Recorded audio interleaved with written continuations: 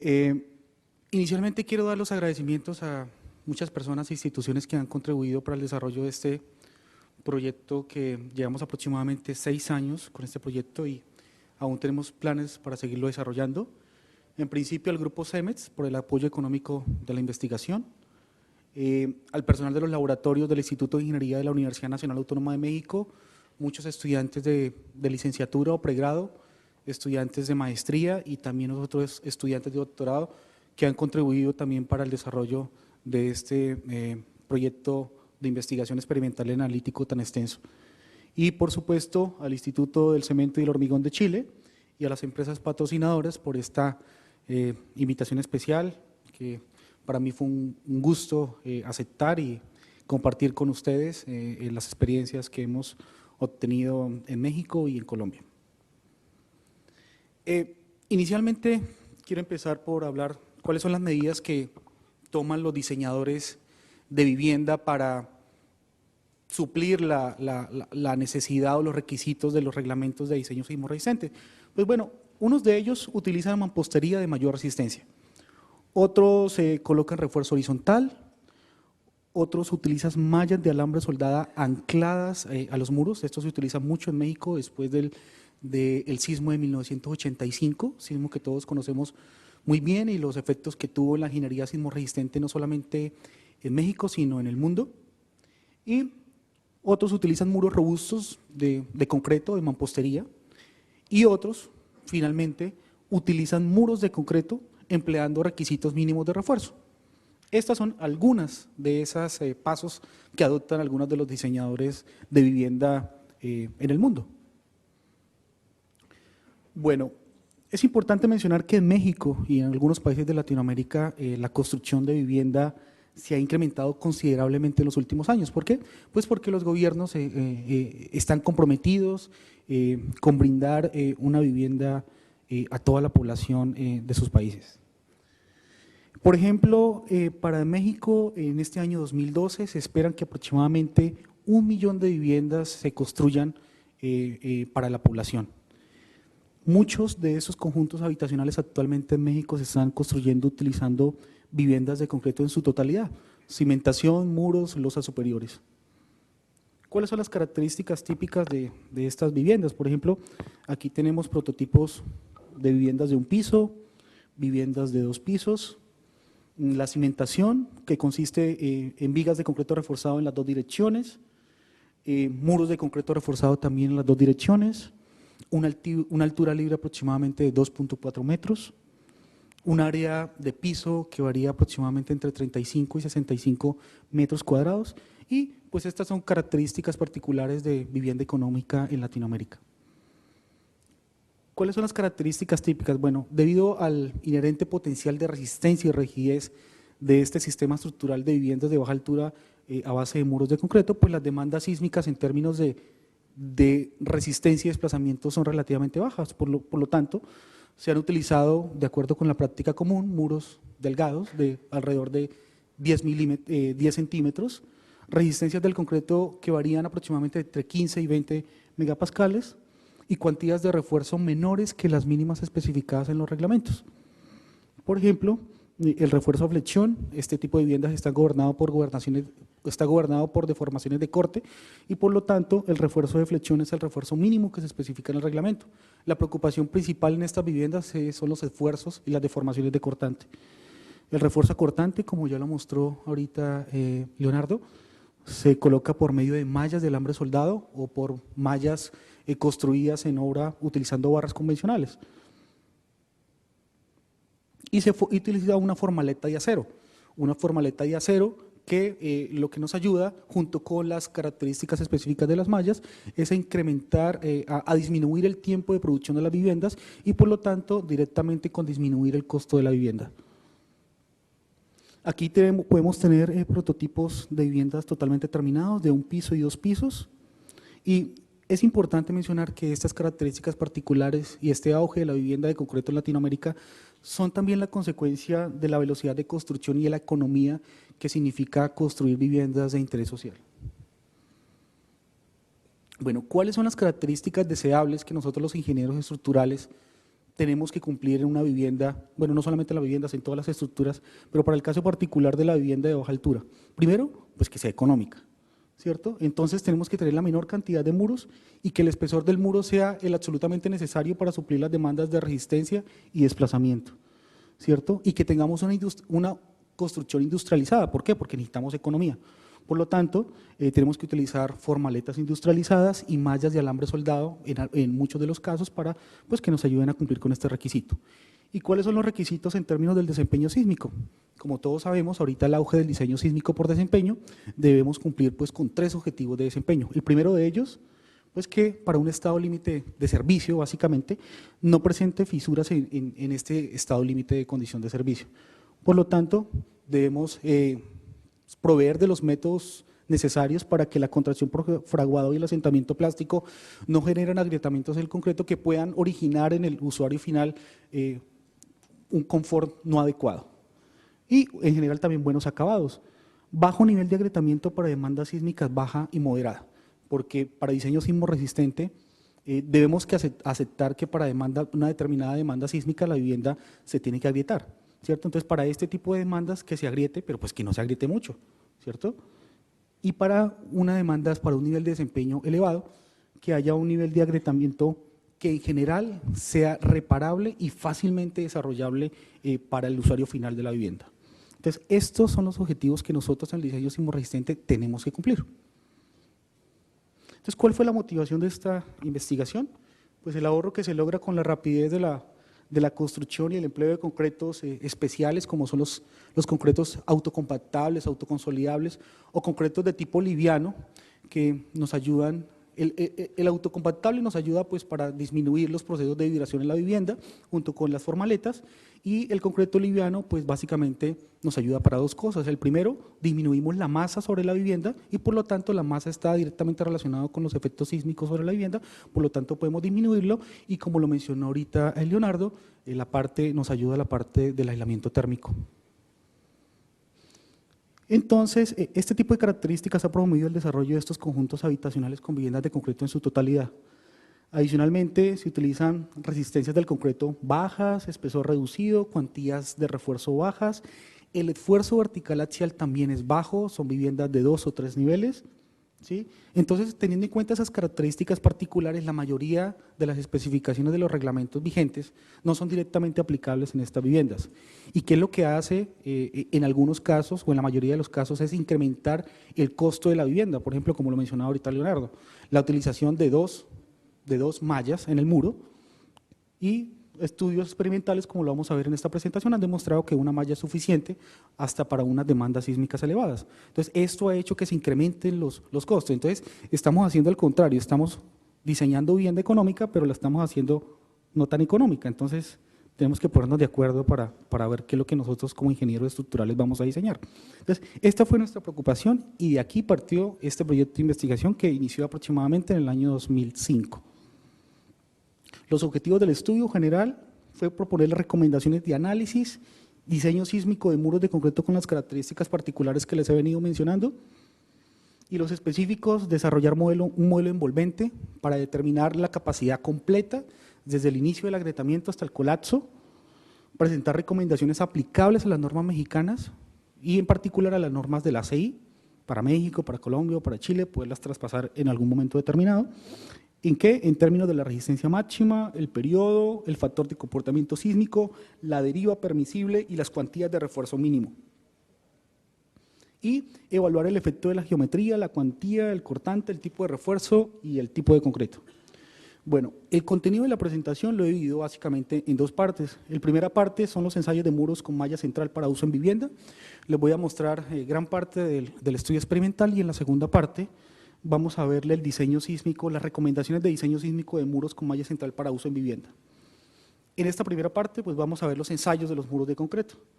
Lo primero que hicimos fue analizar el prototipo y analizamos el prototipo utilizando técnicas no solamente paramétricas, sino no paramétricas. Las técnicas paramétricas, como todos lo conocemos, utilizando modelos analíticos computacionales, básicamente en este caso utilizamos el método de la columna ancha y el método de elementos finitos para determinar cuáles son las propiedades dinámicas de estas viviendas. Si el problema es sísmico, tenemos que partir de cuáles son las propiedades dinámicas para comenzar a evaluar qué tipo de recomendaciones deberíamos acoplar. Y a partir de estos modelos encontramos que el esfuerzo vertical axial en condiciones de servicio para esta vivienda es aproximadamente igual a 0.25 megapascales, el cual es significativamente diferente a los muros que tendríamos en un edificio de mediana o gran altura. Adicionalmente, analizamos el prototipo de vivienda utilizando pruebas paramétricas, que básicamente consiste en análisis de pruebas de vibración, análisis espectrales convencionales de pruebas de vibración ambiental, para determinar cuáles son las propiedades dinámicas de estas viviendas en determinada dirección, en la dirección principal, perpendicular y en la dirección rotacional, y a partir de estos modelos, con estas pruebas de vibración ambiental, encontramos que el periodo de vibración de este prototipo de vivienda de 2 niveles, que fue el que escogimos, sería aproximadamente igual a 0.12 segundos. Esa fue la primera parte del estudio de caracterización de las propiedades dinámicas. En cuanto al programa experimental, las variables de estudio se obtuvieron de la práctica de diseño y construcción en México, las cuales son muy similares a muchos de los países latinoamericanos. Básicamente, en cuanto ensayamos 39 muros aislados de concreto, en cuanto a la relación de aspecto, que voy a seguir llamando en esta presentación, es la relación entre la altura y la longitud del muro. Muros con relación de aspecto igual a 0.5, los voy a llamar muros robustos, o sea, muros muy largos, muros con una relación de aspecto de 1, o sea, muros cuadrados, igual altura que longitud, muros esbeltos, muros cortos, pero un poco largos, controlados básicamente por flexión, y muros con aberturas tipo puerta y ventana. La segunda variable fue estudiar el tipo de concreto. Utilizamos 3 tipos de concreto: concreto de peso normal, convencional, que todos conocemos, el concreto de peso ligero y el concreto autocompactable con una resistencia nominal a la compresión de 15 megapascales. En cuanto a la cuantía de acero de refuerzo en el ALMA, utilizamos la cuantía mínima del reglamento del 0.25%, utilizamos el 50% de esa cuantía y utilizamos muros sin cuantía de refuerzo como un parámetro de referencia. Pues vaya que estos ensayos nos sirvieron mucho para proponer recomendaciones que en la segunda parte de la presentación vamos a ver. Utilizamos 2 tipos de acero, mallas elaborados utilizando barras corrugadas convencionales y malla de alambre soldado, mallas electrosoldadas, y utilizamos 3 tipos de ensayo: ensayos dinámicos en mesa vibratoria, ensayos cuasi estáticos, monotónicos y cíclicos, reversibles. Muy bien, en la primera etapa del programa experimental utilizamos exclusivamente muros con una relación de aspecto igual a 1, pero en esta etapa estudiamos los 3 tipos de concreto.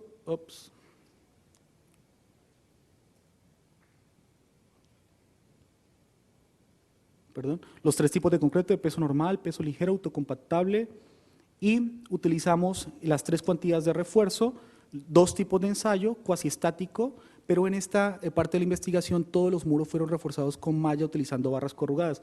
No utilizamos la malla en esta primera etapa del estudio. En la segunda etapa utilizamos muros con las 3 relaciones de aspecto y adicionalmente muros con aberturas. Utilizamos los 3 tipos de concreto, 2 cuantías de refuerzo y adicionalmente utilizamos los muros con malla electrosoldada, y en esta etapa todos los ensayos fueron cíclicos reversibles. Y en la tercera etapa fueron los ensayos dinámicos en mesa vibradora, donde se escogieron los muros más representativos estudiados en las etapas número 1 y 2. Por lo tanto, ensayamos en mesa vibratoria 4 muros con relaciones de aspecto igual a 1 y 2 muros con aberturas. Y en estos muros con aberturas, pues estudiamos de forma implícita el comportamiento de muros robustos y muros esbeltos, como lo vamos a ver más adelante. Y utilizamos 2 tipos de concreto solamente, peso normal y peso ligero, porque observamos en las etapas anteriores que el comportamiento del concreto de peso normal y autocompactable fue en general comparable. Y en esta etapa utilizamos dos cuantías de refuerzo, el 50% de la mínima y el 100% de la mínima, en la cual la mínima es el 0.25%, y utilizamos los dos tipos de acero de refuerzo. Y en esta etapa pues utilizamos los ensayos en mesa vibratoria, los cuales se consideran actualmente los ensayos que pueden reproducir con la mejor exactitud las solicitaciones sísmicas a las cuales se encuentran las estructuras que nosotros estudiamos. En resumen, estudiamos 39 especímenes, 3 relaciones de aspecto y muros con aberturas, 3 tipos de concreto, 3 cuantías de refuerzo y 2 tipos de acero de refuerzo. En cuanto a las propiedades de los materiales para el concreto, son las propiedades medidas, realizamos ensayos de compresión simple, módulo de elasticidad de relación de Poisson, tensión diametral y ensayo de flexión, y en general caracterizar todas las propiedades mecánicas de los muros, del concreto de los muros, para poder proponer las recomendaciones que más adelante vamos a ver. Bueno, en general para el concreto de peso normal, las resistencias variaron entre 16 y 25 megapascales, para el concreto de peso ligero entre 11 y 26, para el concreto autocompactable 22 y 27, lo mismo hicimos con el módulo de elasticidad, la resistencia a la tensión, la resistencia a la flexión, el peso volumétrico. Es muy importante, ¿por qué? Porque las recomendaciones que vamos a mostrar, que les voy a mostrar en este estudio, son aplicables directamente a los materiales que utilizamos nosotros, ¿sí? En cuanto al refuerzo, el refuerzo cortante, utilizamos 2 tipos de refuerzo, mallas de alambre soldado, que básicamente es un acero formado en frío, y barras corrugadas, básicamente barras convencionales de bajo carbón, ¿sí? Caracterizamos también el comportamiento experimental, observamos el comportamiento de la barra convencional y el comportamiento de la malla de alambre soldado. En esta tabla observamos las propiedades promedio, la variación de las propiedades promedio en todos los muros, para el acero de refuerzo de todos los muros. Observamos que el esfuerzo de fluencia, el esfuerzo último y una propiedad muy importante que utiliza la norma mexicana para caracterizar la capacidad de utilidad de estas mallas.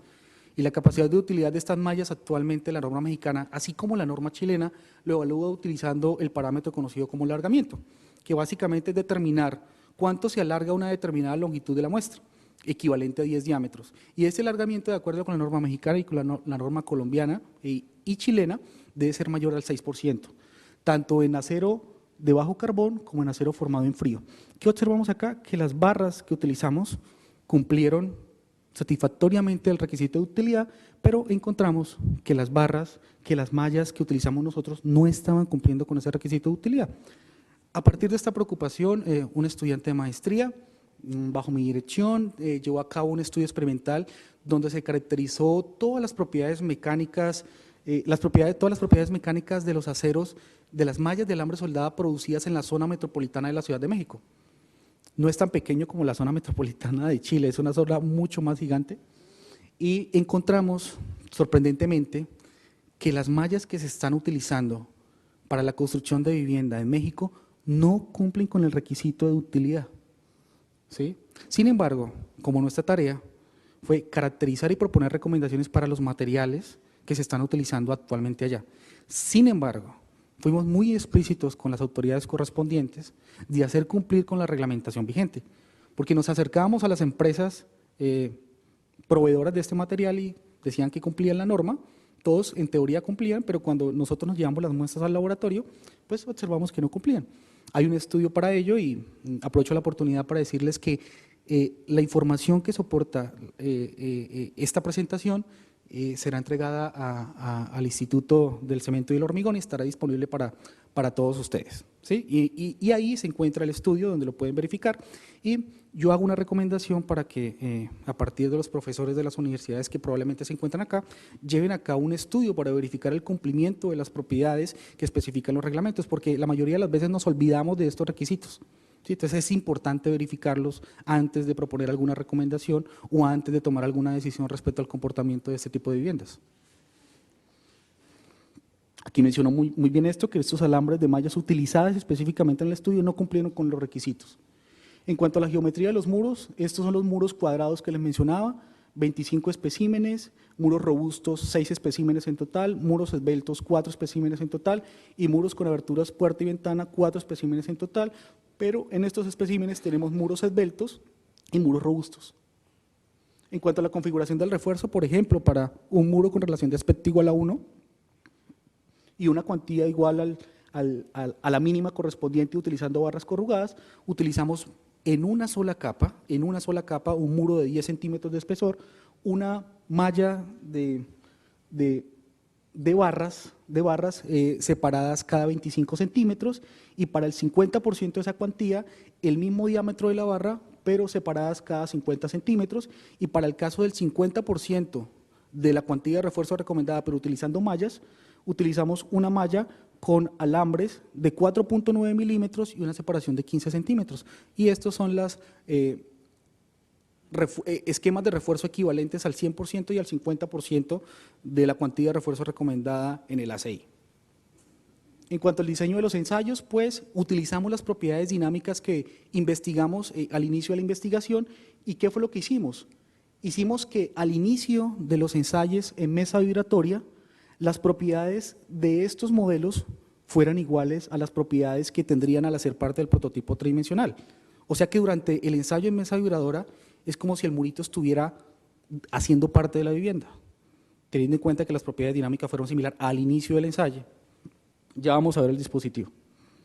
Y utilizando el periodo que les comenté inicialmente de 0.12 segundos, por lo tanto, a partir de la rigidez del muro, determinamos cuál sería el peso dinámico que necesitaríamos nosotros para que al inicio de los ensayos el periodo de duración de este modelo fuera igual al periodo de duración que tendría al hacer parte de uno de estos muritos de la vivienda y encontramos que el peso dinámico que tendríamos que adicionar en la parte superior de los modelos, si lo hiciéramos a escala 1:1 sería igual a 45 toneladas. Y para escala 1:1.25, o sea, el 80%, 23 toneladas.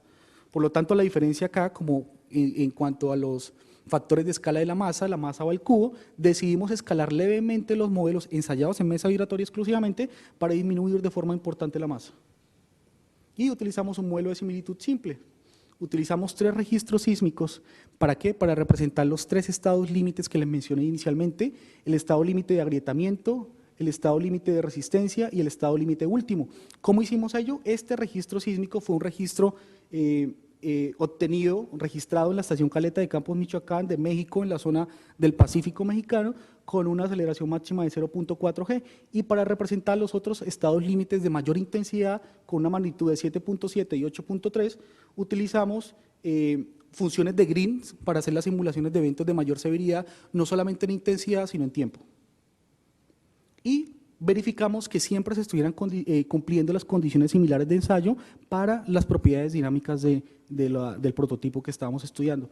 Este es el esquema, el dispositivo de ensayo que utilizamos para el ensayo de los muros. Aquí está el ensayo de un muro con aberturas tipo puerta y ventana, en el cual este es un sistema de transmisión de fuerza inercial que nos permite simular que la masa estuviera encima del prototipo. ¿Por qué? Porque se desliza sobre un sistema cuyo fuerza de fricción, coeficiente de fricción es cercano a 0, pues así lo hicimos, lo verificamos y utilizamos unos dispositivos que se utilizan actualmente en Japón para aislamiento de estructuras y efectivamente lo medimos y fue cercano a 0.1%. El esfuerzo axial representado por el 0.25 megapascales, es un esfuerzo relativamente bajo, lo representamos por esos lingotes de plomo. Vamos a ver un ejemplo de un ensayo corto.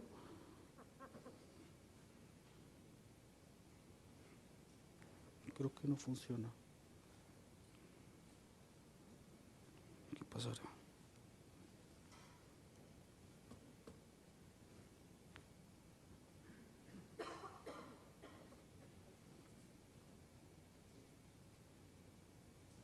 Bueno, por alguna razón no pasó ahí.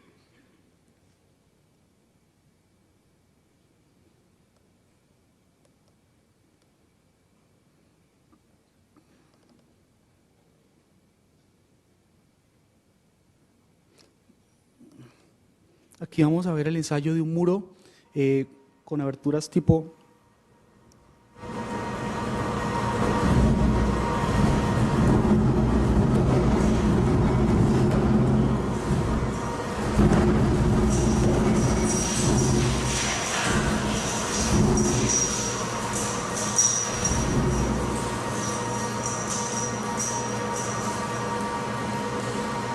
Este muro fue un muro ensayado con el 50% de la cuantía mínima utilizando malla de alambre soldado y este fue el estado límite último del muro. Como observamos, el comportamiento del muro fue bastante satisfactorio para este tipo de particular de configuración. Observamos que la resistencia, la capacidad máxima de resistencia le dio el muro robusto, como no lo suponíamos, y que la falla se presentó en esta parte de la abertura.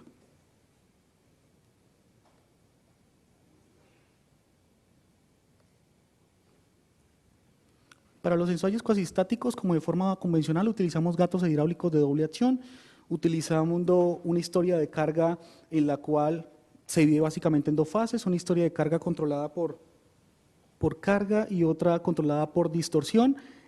La primera historia de carga se termina hasta cuando se alcanza el agrietamiento del modelo. Esta es relativamente fácil de controlar hasta este punto. De aquí para allá tenemos que controlarla por desplazamiento y para cada ciclo, para cada historia de carga, para cada ciclo de carga, hicimos una repetición para observar la degradación de resistencia y de rigidez de los muros. La instrumentación, básicamente instrumentación interna e externa, la instrumentación interna por medio de formímetros adheridos al acero de refuerzo en el muro, en los sitios donde se presentarían los esfuerzos cortantes máximos, y la instrumentación externa conformada por traductores de desplazamiento, aceleración y fuerza en el muro, y adicionalmente un sistema óptico de desplazamiento que nos permite conocer la posición tridimensional de un punto objetivo definido directamente sobre el espécimen. Antes de comenzar a mostrar el comportamiento observado de los muros, quiero hablar sobre algunos modos de falla típicos en este tipo de muros de baja altura. El primer modo de falla, y que llamaríamos el modo deseable de falla, sería un modo de falla de tensión diagonal con una grieta a 45 grados aproximadamente, con el agrietamiento leve del concreto en el muro y con la afluencia de la mayor parte de las barras de refuerzo.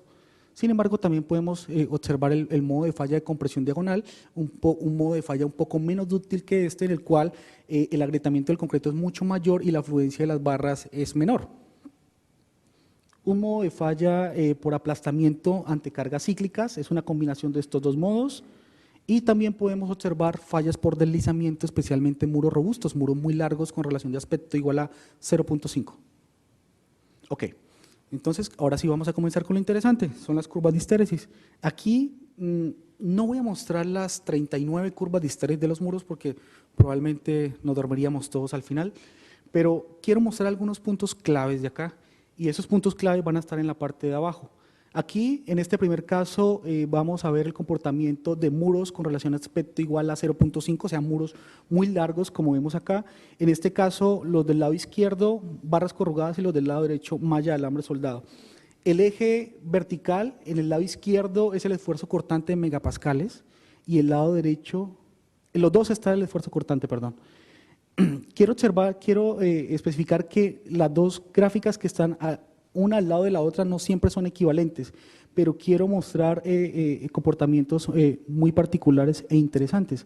Por ejemplo, miremos estas dos curvas en las cuales las características son similares en todo excepto en una, que el tipo de refuerzo es diferente. Aquí utilizamos barras convencionales, malla con barras, y aquí malla electrosoldada. La capacidad de desplazamiento, la resistencia, básicamente igual, como esperábamos. Pero la capacidad de deformación limitada. ¿Por qué? Porque la malla que utilizamos y la malla que se está utilizando en México no cumple con las características. No implica que esto aplique para todas las mallas que se están produciendo. Solamente implica que se debe hacer un estudio para verificar el cumplimiento de esas mallas. Lo que estudiamos nosotros por medio de modelos analíticos es que si la capacidad de las mallas cumple con la reglamentación vigente, el comportamiento en términos de capacidad de desplazamiento es muy similar al de las barras convencionales, ¿sí? Solamente que es un aspecto que se debe verificar.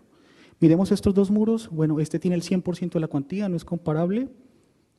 Importantes esos dos aspectos, fallas combinadas por, una falla por deslizamiento, como se los dije, un muro largo, una falla combinada de deslizamiento y compresión diagonal, y el resto, fallas de tensión diagonal. Aquí estamos observando los muros de concreto de peso normal y concreto de peso ligero en ensayos monótonos, o sea, en una sola dirección. Observamos que los muros de concreto normal exhibieron capacidad de resistencia y desplazamiento un poco superior al concreto de peso ligero, pero solamente un poco superior. En cuanto a los muros con relación de aspecto igual a 1, nuevamente observamos que, por ejemplo, para estos dos muros la capacidad de resistencia fue muy similar y la capacidad de desplazamiento de estos muros con malla electrosoldada limitada debido a las características particulares de la malla. Muy bien, ahora las diferencias entre los ensayos cuasiestáticos y dinámicos. Estas curvas nos han ayudado para descifrar muchas de los interrogantes que nacieron en nuestra investigación. Por ejemplo, que el comportamiento de los muros ante acciones cuasiestáticas y dinámicas puede ser muy diferente. Y lo interesante de esto es que la mayoría de modelos que se disponen en la literatura están basados en resultados obtenidos a partir de estos ensayos. ¿Por qué? Pues no es muy fácil conocer por qué. Porque el costo de este ensayo podría ser aproximadamente 10 veces o más el costo de este ensayo. ¿Sí? Es muy fácil de hacer, pero tenemos que tener cuidado en la calibración de modelos utilizando exclusivamente estos resultados. Por ejemplo, aquí observamos que la capacidad de resistencia hasta un determinado punto en los dos muros, completamente igual. Pero ¿qué pasa aquí? La degradación de rigidez y resistencia casi ni se observó en el ensayo cuasiestático, casi ni se observó. O sea que podríamos estar haciendo recomendaciones un poco equivocadas. Pero los ensayos dinámicos nos ayudaron a darnos cuenta que la degradación de resistencia de estos muros es significativa, apenas se alcanza la resistencia máxima. Y eso no es tan difícil de verificar. ¿Por qué? Porque estos muros están gobernados por deformaciones de corte. Las deformaciones de corte, ¿sí?, están directamente relacionadas con estrangulamiento de las curvas de Hísteres y una elevada degradación de resistencia y rigidez. Por lo tanto, estos ensayos fueron fundamentales para proponer las recomendaciones de diseño y análisis de este tipo de muros. Nuevamente muros cuadrados, ensayos cuasiestáticos y dinámicos, pero otra cosa importante, aquí observamos la degradación de resistencia. Aquí el comportamiento fue casi idéntico. ¿Por qué? Porque la capacidad de desplazamiento de estos muros, la rama descendente nunca se observó, por lo tanto no observamos las diferencias entre los dos ensayos. Muros esbeltos, lo mismo, muros con barras convencionales, con malla. Y aquí estamos observando el comportamiento de los muros con aberturas, ¿sí? Y en cuanto a muros con barras corrugadas, malla de alambre soldado, la capacidad de resistencia igual. Aquí en el muro, interesante en este caso, el muro reforzado con malla de alambre soldado, ¿cierto? En el caso fue casi idéntico al muro ensayado de forma cuasiestática. ¿Por qué? Porque la redundancia estructural, en este caso gobernada por la posición de las aberturas tipo puerta y ventana, nos ayudan a contribuir con la redundancia estructural del elemento y por lo tanto el efecto de degradación se ve disminuido.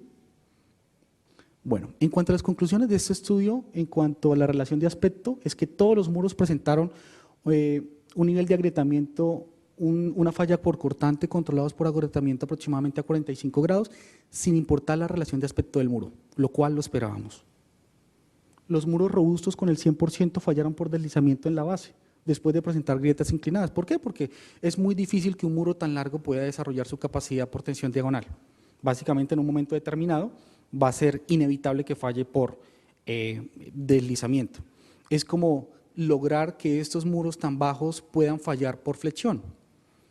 Sería económicamente no tan adecuado, ¿cierto? Porque van a estar gobernados por deformaciones de corte. Lo que pasa es que hay que proporcionar las medidas necesarias para que cuando se presentan los estados límites, las deformaciones de corte no gobiernen los estados límites para los cuales estamos nosotros diseñando. Es sencillo, fácil. En cuanto al tipo de concreto, el comportamiento de los muros de concreto normal fue similar al de los muros de concreto autocompactable, ya lo habíamos dicho anteriormente, y la resistencia de los muros de concreto normal y autocompactable fue un poco mayor a los del concreto de peso ligero. También lo esperábamos, pero debemos tener en cuenta que el concreto ligero nos proporciona unas características muy importantes en la vivienda, como la disminución del peso relacionado directamente con el nivel de fuerza sísmica sobre la estructura. En cuanto a los muros con barras en cuanto a la cuantía de refuerzo para muros con barras corrugadas, no se observaron cambios en la rigidez de los muros con diferentes cuantías de refuerzo al incrementar esta cuantía de refuerzo. Todos los muros reforzados con el 50% de la cuantía mínima exhibieron falla por tensión diagonal. Perfecto, la que deseábamos nosotros. Todos los muros con el 50% de la mínima tensión diagonal, bien. Pero ¿qué pasó con el de los 100%? Ya la cosa cambió.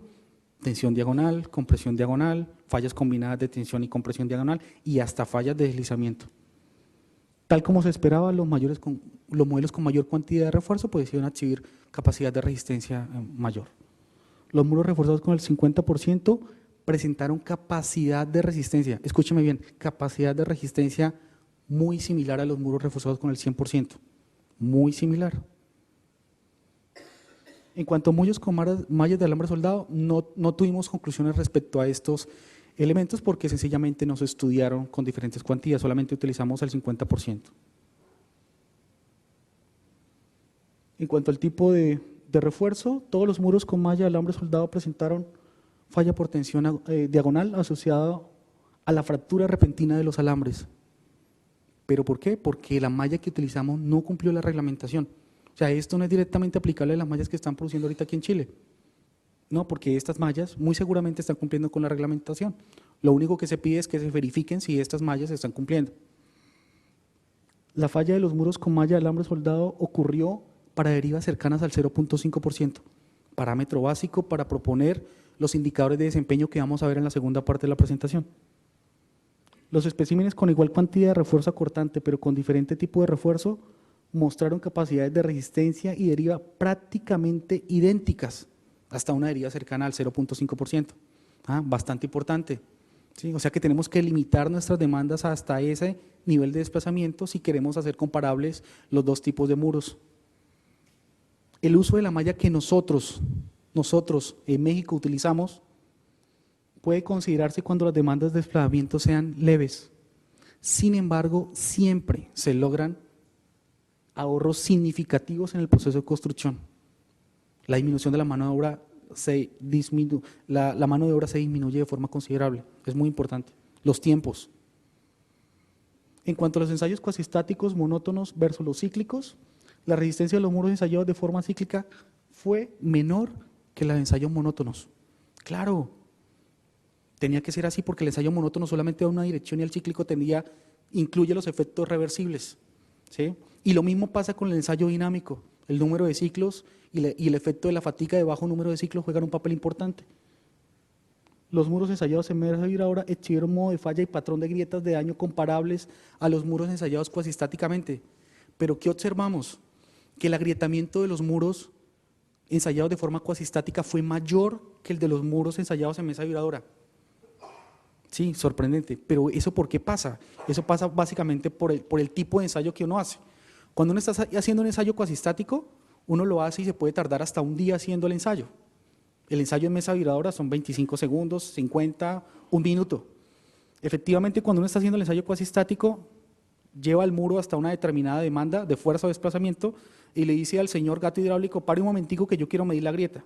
Pues efectivamente, durante esas pausas que se hacen, se prolongan las grietas y se podrían estar obteniendo conclusiones erradas del nivel de agrietamiento de los muros. Entonces hay que tener mucho cuidado al momento de establecer conclusiones de acuerdo con los ensayos cuasistáticos. Son muy buenos y ayudan a calibrar muchísimas cosas, pero hay que tener mucho cuidado con estos efectos de la velocidad de aplicación de carga, el efecto de bajo número de ciclos, la prolongación del agrietamiento para carga cero o para carga máxima. En los muros con mallas de alambre soldado y ensayados en mesa vibradora, la resistencia fue mayor que las ensayados en forma cuasistática cíclica. Fue mayor porque, básicamente, como lo menciona la literatura, el efecto de la velocidad de aplicación de carga aumenta la resistencia de los materiales. En este caso también la observamos, pero la observamos porque el efecto, la rama descendente de estos muros nunca lo observamos, porque fallaron para unas distorsiones, para unas derivas cercanas al 0.5%. Sin embargo, en los muros con barras corrugadas observamos que la resistencia del ensayo dinámico fue menor que la del cuasistático. ¿Por qué? Porque el número de ciclos, otra variable fundamental en el diseño sismo resistente, el número de ciclos aplicados antes de la resistencia máxima fue mayor en los ensayos en mesa vibradora. Hay una investigación y un artículo particular sobre esto, donde se recorrelacionan los dos ensayos, está próximo a salir, donde a partir de los ensayos, los resultados obtenidos en un ensayo cuasistático, yo puedo saber cuál sería la respuesta de ese mismo modelo para una determinada demanda sísmica en términos de resistencia y desplazamiento. No lo voy a presentar acá porque no es el motivo de la presentación. Muchas gracias por su atención. Las preguntas las vamos a hacer al final.